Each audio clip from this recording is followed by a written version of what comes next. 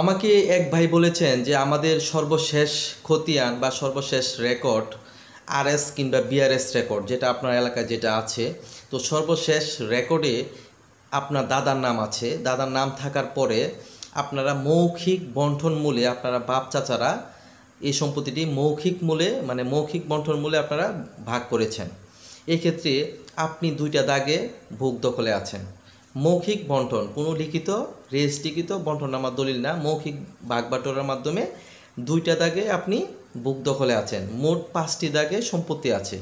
তাহলে এই ক্ষেত্রে আপনি দুইটা দাগে বেচা বিক্রি করতে পারবেন কিনা, দুইটা দাগে সম্পূর্ণ জমি আপনি নিজের নামে নামজারি করতে পারবেন কিনা, এই বিষয়টা আমাকে একজন প্রশ্ন করেছে। তো এরকম সমস্যা যদি কারো থাকে তাহলে আজকে মিলিয়ে নেবেন যে আপনার প্রত্যেক সম্পত্তি সর্বশেষ রেকর্ডে আপনার দাদার নাম আছে, পরবর্তীতে দাদা মারা যাওয়ার পর আপনারা বাপ চাচারা সবাই মালিক হয়েছেন। এখন মৌখিক বন্টন মূলে আপনি দুই দাগে খাচ্ছেন, আপনার চাচা আরেক দাগে খাচ্ছে, আপনার আরেক চাচা আরেক দাগে খাচ্ছে। তো এই ক্ষেত্রে যে দাগে দখলে আছেন এই দাগ সম্পূর্ণ নামজারি করতে পারবেন কিনা?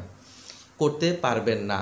উত্তর হচ্ছে করতে পারবেন না। কেন? কারণ আপনাদের রেজিস্ট্রিকৃত বন্টননামার দলিল নেই। যেহেতু মৌখিক বন্টন দলিল, এক্ষেত্রে আপনাকে নামজারি করলে পুরা 5 দাগে করতে হবে। শুধু 2 দাগে দখল থাকলে 2 দাগে নামজারি করতে পারবেন না, 2 দাগে সম্পূর্ণ জমি বিক্রয় করতে পারবেন না। অবশ্যই রেজিস্ট্রিকৃত দলিল হলে পারবেন, আদারওয়াইজ পারবেন না। সুতরাং মৌখিক বাটোয়ারার মাধ্যমে সম্পূর্ণ সম্পত্তি এভাবে পারবেন।